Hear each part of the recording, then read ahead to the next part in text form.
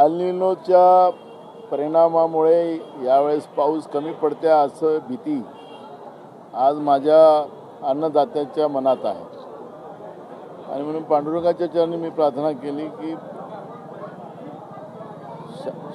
शास्त्रज्ञ काय म्हणत असतील पण निसर्गाचा समतोल ठेवणं आणि निसर्गाचं भरभरून आशीर्वाद शेतकऱ्यांना देणं हे पांडुरंगाच्या हाती आहे आणि म्हणून यावर्षी माझ्या शेतकऱ्यांना भरपूर पीक त्यांना त्यांच्या झोळीत टाक आणि या अन्नदात्याला सुखी ठेव. त्याचप्रमाणे महाराष्ट्रातलं आणि देशातलं जे सरकार आहे जे भ्रष्टाचाराने बरबडलेलं आहे या भ्रष्टाचारी व्यवस्थेला सद्बुद्धी मिळो आणि या महाराष्ट्राचं विकास भ्रष्टाचार मुक्त व्हावा अशा पद्धतीचं साकडं मी मान्य पांडुरंगाच्या चरणी केलेलं आहे. दिल्लीचं वातावरण चिघळत आहे, आंदोलन चिघळत आहे, लाठीचार्ज झाला. बघा, भविष्यावर लाठीचार्ज करणं हा एक प्रकारचं मोठं पाप आहे. मी गुन्हा नाही म्हणणार कारण की हे गुन्हेगारच आहे ज्यांनी राम मंदिराला भगवान श्रीरामाला सोडलं नाही तर हे एक मोठं पाप आहे. आणि आमची ही तरुण पिढी जी आहे आमच्या देशाचं उद्याचं नेतृत्व आहे आणि त्या नेतृत्वावर त्यांच्या न्यायिक मागणीसाठी सरकारने त्यांचं ऐकायला पाहिजे.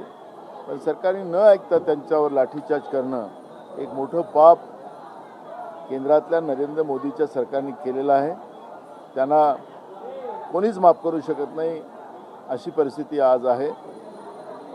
जवळपास लाखो मुलं मुली 2-4 लाखाच्या वर मुलं मुली देशभरातून त्या ठिकाणी गोळा झालेले आहेत. हे स्वयंभू आलेले आहेत. हे कोणी राजकीय पक्षांनी काही मोमेंट करून आणलेले नाहीत. त्यांच्या भविष्याशी हे लोक खेळलेले आहेत. जेवढ्या काही परीक्षा या देशामध्ये घेण्याचं काम केंद्र सरकारने केलेले आहेत ते सगळे पेपर लीक करण्याचं त्यांच्या आईवडिलांचे लाखो रुपये खर्च झालेत. अनेक मुलामुलींनी आत्महत्या केलेली आहे. फक्त मागणी काय आहे की प्रधानमंत्र्याचा राजीनामा नाही मागत आहे. ते जे शिक्षण मंत्री आहेत धर्मेंद्र प्रधान त्यांनी राजीनामा द्यावा एवढीच मागणी आहे. आणि हा रास्त मागणीसाठी त्या ठिकाणी देशभरातून लाखो मुलं मुली जमलीत. त्यांच्यावर लाठीचार्ज करण्याचं पाप जे केलं गेलं ते या पापाचं प्रायश्चित्त या नरेंद्र मोदीच्या सरकारला करावं लागणार आणि त्याचे परिणाम भोगावं लागणार. मंदिरावर सुद्धा आता सध्या भ्रष्टाचारांचे आरोप जास्त होत आहेत. राम मंदिरात पण परवा झाला. या संदर्भात मी तुम्हाला सांगतो की मी आता पांडुरंगाच्या चरणी आहे. मी स्वतः विधानसभेमध्ये म्हटलं की जसं अयोध्याच्या रामाच्या मंदिरामध्ये BJP आणि RSSनी तिजोरी लुटली तसं महाराष्ट्रातलेही मंदिरं हे सुरक्षित नाही. मग सिद्धिविनायकचं मंदिर असतील, शिर्डीचे साईबाबाचं मंदिर असतील, आपलं पंढरपूरचं मंदिर असेल हे सुद्धा सुरक्षित नाही. याचं प्रॉपर ऑडिट झालं पाहिजे आणि ऑडिटच्या माध्यमातून लोकांनी आपल्या श्रमाचे मेहनतीचे पैसे आपल्या श्रद्धेपोटी या दानपेट्यामध्ये टाकल्यात आणि त्या पैशांनी इथलं डेव्हलपमेंट व्हावं आणि जिथं जिथं लोक अडचणीत आलेत त्या अडचणीच्या दृष्टिकोनातून त्या ठिकाणी मदत व्हावी अशा पद्धतीची भूमिका त्याच्यामधली या श्रद्धेमध्ये असते. पण ह्या तिजोऱ्याच्या तिजोऱ्याच लुटण्याचं पाप या सरकारच्या माध्यमातून होत असेल ही गंभीर बाब आहे. हे हिंदू धर्माला कलंक लावण्याचं काम सरकारच्या वतीनं होते आहे आणि हिंदू धर्माच्या धार्मिक व्यवस्थेला ठेच पोहोचवण्याचं काम केलं जातं. शिवसेनेचे खासदार फोडले, भाजपकडे बघा, आता ज्यांना संविधानच मान्य नाही, संविधानिक व्यवस्थाच मान्य नाही, ज्या व्यवस्थेनं या देशाचा तिरंगा 50 वर्षाच्या नंतर हाती घेतला त्याला फडकवलं, ज्याला संविधान मान्य नाही अशी व्यवस्था लोकशाही मानायला कुठं तयार आहे. आणि म्हणून हुकुमशाही व्यवस्था जी आलेली आहे त्या हुकुमशाही व्यवस्थेच्या आधारावर मग कधी केंद्रीय संस्थांचा दुरुपयोग करायचा, कधी पैशाच्या भरोशावर आमदार खासदार विकत घ्यायचे आणि त्या माध्यमातून लोकशाही मोडकीस आणायची हा प्रयत्न केंद्र सरकार करते आहे आणि हे फक्त महाराष्ट्रातच नाही तर पूर्ण देशामध्ये करते आहे. जयंत पाटील वारंवार प्रत्येक उपमुख्यमंत्री मंत्रिमंडळ याच्या मागचं काय हे सगळं ते राष्ट्रवादी हां दोन राष्ट्रवादी एकत्र येतात. दोन राष्ट्रवादीमध्ये अर्थ खात्याची रस्सीखेच चालू आहे. दोन राष्ट्रवादी एकत्र येतात. काय मला तर असं वाटतं की त्यांचा त्या दोन पक्षाचा काय असेल तो त्यांचा इश्यू आहे, त्याच्यावर मला बोलायचं काही कारण नाही. पण मी एक गोष्ट पाहिली की आपल्या राज्याच्या मुख्यमंत्र्यांनी विधानसभेत सांगितलं की मंत्र्याला काहीच अधिकार नसतो मुख्यमंत्र्याच्या समोर. त्यामुळे मला वाटतं की तुम्ही अर्थमंत्री पदाच्यासाठी जी रस्सीखेच चाललेली आहे ही समजदार माणसांनी त्याला लक्ष केलं पाहिजे की मुख्यमंत्र्यांनी सगळं केंद्रीकरण केलं.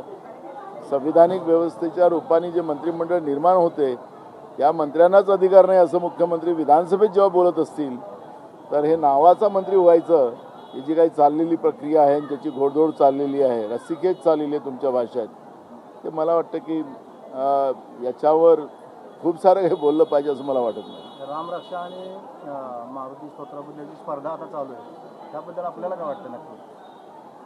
बघा, याला तर RSS आणि भाजप याला पूर्ण दोषी आहेत. ज्या पद्धतीनं भगवान श्रीरामाच्या नावाने हे लोक सत्तेत आलेत त्याच भगवान श्रीरामाला या लोकांनी लुटलं. त्यामुळे धर्माच्या नावाने खरं तर राजकारणात धर्म आणायला नव्हता पाहिजे, पण या लोकांनी आणला. धार्मिक भावना लोकांच्या उंचावल्या, पण त्याच भावना ठेचून काढल्यात, त्याला डाका टाकलं.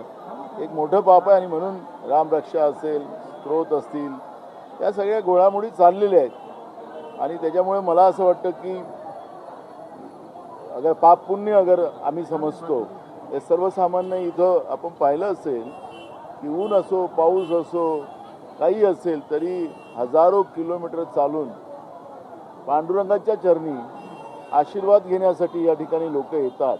आणि ही परंपरा आहे, ही आमच्या संतांनी, बहुजन संतांनी सुरू केलेली परंपरा आहे.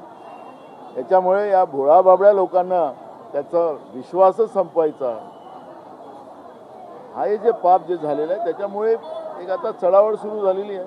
त्यामुळे या धार्मिक व्यवस्थेमधलं जे पाप या लोकांनी केलेलं आहे त्याला काही माफ करण्यासारखं नाही. दोन राष्ट्रवादी एकत्र झाल्यामुळे काँग्रेसला काही फरक पडेल? बघा, आम्हाला काहीच फरक पडणार नाही. काँग्रेस ही देशाच्या स्वातंत्र्य लढ्याची पार्टी आहे. या देशामध्ये जेव्हा काँग्रेस सत्तेमध्ये होती, ज्या देशात सुई बनत नव्हती तर त्या सुईपासून तर रॅकेट बनवलं, सगळ्या व्यवस्था निर्माण केल्या.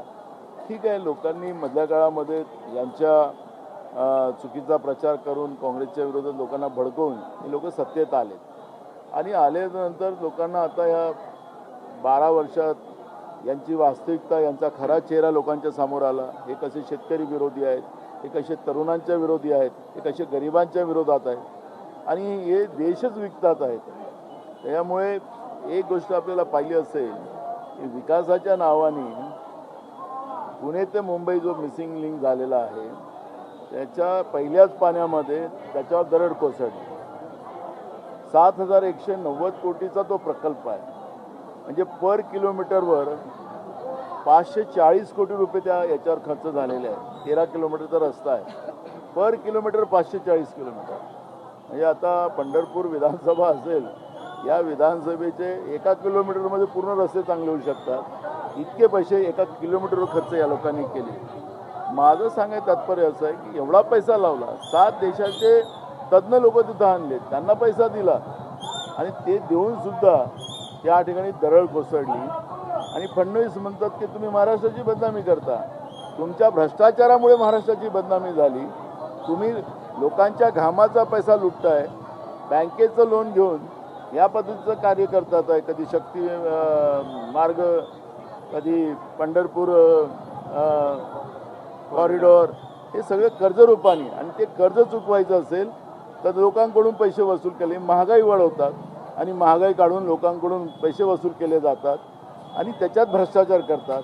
मला वाटतं की ही जी काही सगळं चाललेलं आहे हे भयानक आहे आणि त्याच्यामुळे लोक याच्यामध्ये त्रासलेले आहेत आणि लोक आता म्हणतात की काँग्रेसच बरी.